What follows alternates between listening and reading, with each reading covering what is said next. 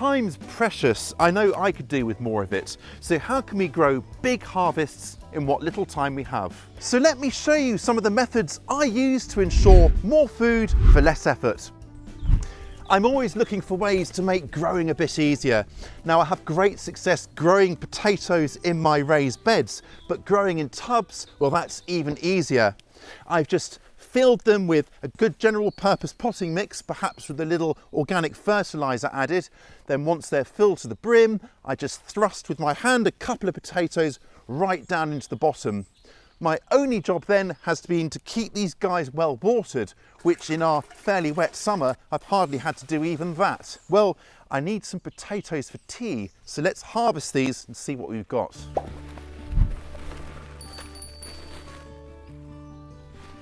Now the potato variety I planted in those tubs is a blight resistant variety, so I haven't had to worry about disease and that affecting my crop. Now, I'm really pleased with this little haul here. These look absolutely gorgeous potatoes. I reckon the time taken to plant up the tubs, water them throughout the summer, can't have come to more than 10 minutes per tub, and it's given me some beautiful, fresh, clean, organic potatoes.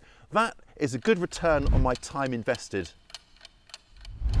The best bit is, as these other two tubs of potatoes start to die back, I can just cut back the old dying foliage. Then to keep them frost free, I can just store them in an outbuilding or shed to harvest as needed. They'll store just as they are to tip out as and when. All of this old potting mix won't go to waste. I'm going to repurpose it, and the first job to achieve that is just to remove any bits of old root and other detritus and just get it as clean as possible. This way it will save me yet another trip to the garden centre to get more bags of potting mix, which doesn't come cheap. And then it's quite clean now, but just a little scant handful of general purpose organic fertiliser just to kind of put back some of those nutrients that the potatoes have taken out. Look at that, as good as new. Now I'm just gonna shovel it into these old sacks here and then roll it down to store over the winter, ready to fill containers for next season. Now I'll use this for growing crops in pots, but not potatoes, just in case there are any potato specific pests or diseases lurking in there, just so I'm not carrying it through to the next crop. Now I love this, it only takes a couple of minutes. How quick was that? And it's going to save me so much potting mix. Making the most efficient use of your time starts with choosing wisely, the right plant or the right variety for the right place. Now corn loves it warm and sunny, but this summer has been decidedly cool and damp with often long spells of rain.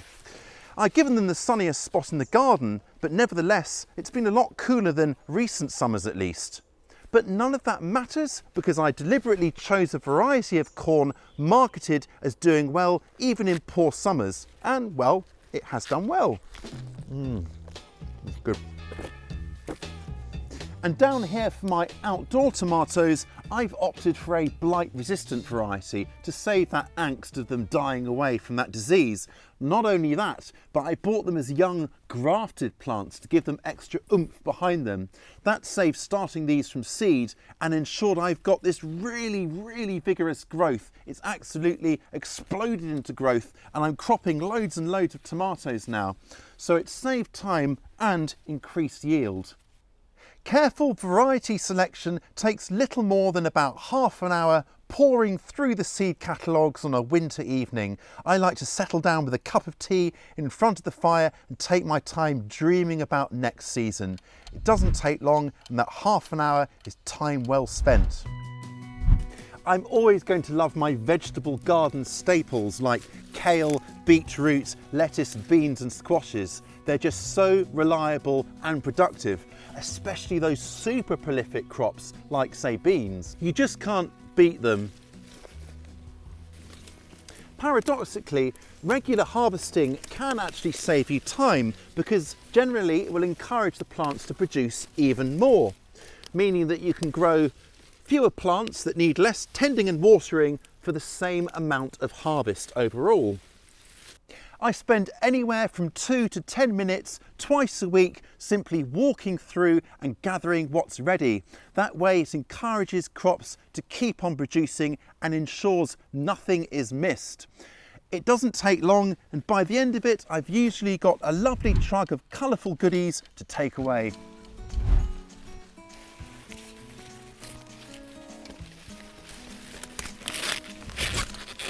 Well, that's all the corn now taken from these plants. I'm pretty impressed with this haul. And that's my next tip to keep the time down, is to maximise the space. So as soon as one crop is out, it's straight in with the other. Keeping the ground covered with crops ensures that you're maximising your harvests and giving less opportunity for weeds, a double time saver. As this corn is now done, I'm going to cut it back and remove it all to the compost heap.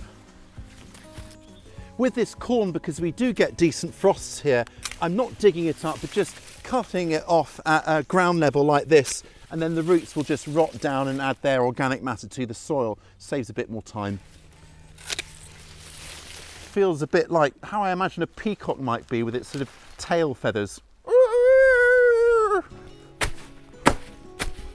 This little lot is going onto the compost heap, but first what I'm doing is just stabbing at the stems like this to break them up a bit, to help them decompose a bit faster. This takes mere moments, but will save time later on sifting through the mature compost and picking out some of these larger undecomposed bits, because most of it will have turned into lovely friable compost. I tell you what, it's a great way to work out some of those frustrations.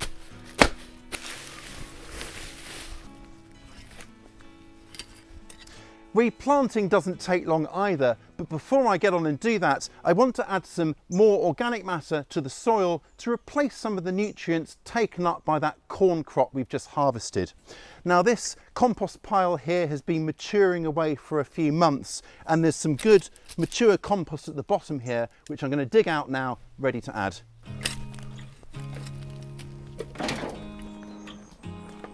Now just to pull out these few weeds and get this beautiful muck spread.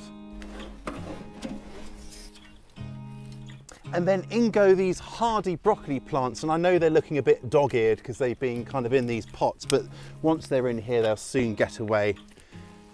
They're not going to win any beauty contests, but these broccoli will give me a crop next spring. They're a real staple of my winter garden.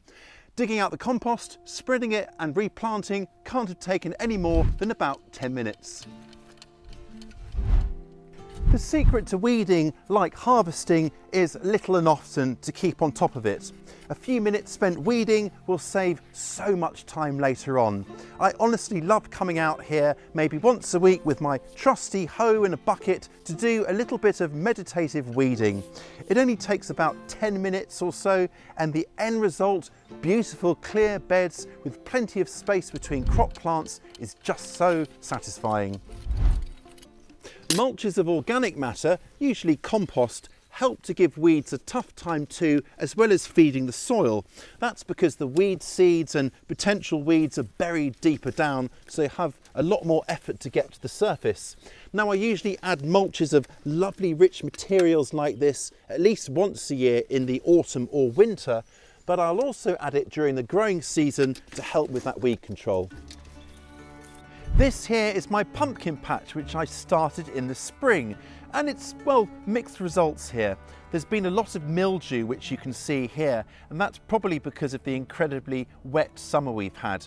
I also think if this patch was more in a sort of open area that's less sheltered with the wind passing through, I might not have had so much problem with it.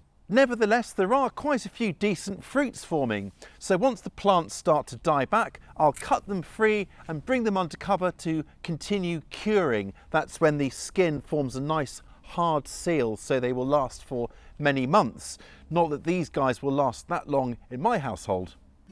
Here in the greenhouse, I've helped save a bit of time watering by introducing these guys here. These are my ollas, and I'll link to a video on how I put these together down in the description below. Over here, incidentally, I noticed that a toad has taken up residence in one of them, so he's very happy and helping with pest control, no doubt. But with these in tow, it means I can water a little bit less often, and I'll be rolling this out across the greenhouse next season, which will be great for thirsty crops like my cucumbers over there. With these ollas in place and the relatively cool summer we've had compared to recent ones at least, I've got away with watering in here maybe just once a week. And when I do water, I just water over the surface of the soil as usual and then recharge the ollas if they are empty. And that stretches out the period between waterings, saving me valuable time. And my watering technique, dunking the watering can into the barrel of water and then just sploshing it around, well, that only takes 5 minutes. I'm increasingly sold on perennial vegetables because you only have to plant once for many years of harvests. Now this here is my asparagus bed, really establishing beautifully it is, and I should be able to harvest some spears next spring because these plants are bulking up beautifully. Look at these whoppers, these are my Jerusalem artichokes or sunchokes. I went away recently for a couple of weeks. When I left they were about 8 foot tall. When I came back they'd absolutely zoomed up to about 12 foot tall, that's close to 4 meters, and they were lolloping pretty much over the entire vegetable garden. I had to cut some of them back just to sort of keep them in bounds, but what I'm going to have to do in the winter is relocate this to a separate area of the garden so they've completely got their own corner well away from here. Nevertheless, I'm pretty confident that down there are some fantastic tubers which I will be enjoying this winter. Most fruits are of course perennials. Think currants, gooseberries and tree fruits for example. One fruit that's really come into its own this year is this fellow, the Japanese wineberry. Now I planted this a couple of years ago when I installed this kind of arboured bench behind it here. There's a plant on either side. They both took a couple of years to kind of get going, but this summer, my word, have they exploded into life and they've yielded loads, and I do mean loads of berries. The beautifully sweet and devastatingly delicious berries are a lot like raspberries and can be used in just the same way. But unlike raspberries, they're a little bit less hazardous. They don't have as many kind of aphids and potential bugs in the berries themselves, and that's because of these spiny stems which go right up to the calyx behind the fruit, which I think stops the bugs kind of making it over to the berries themselves. Japanese wineberries are incredibly unfussy. They grow in most soils and in sun or even partial shade. Now my plants have fruited, so it's time to show them some care. Like summer fruiting raspberries, these guys fruit on 1-year-old canes, and once they have fruited, we can cut these right out down to ground level so that the new shoots can be tied in ready to fruit next year. So let's do a little bit of pruning.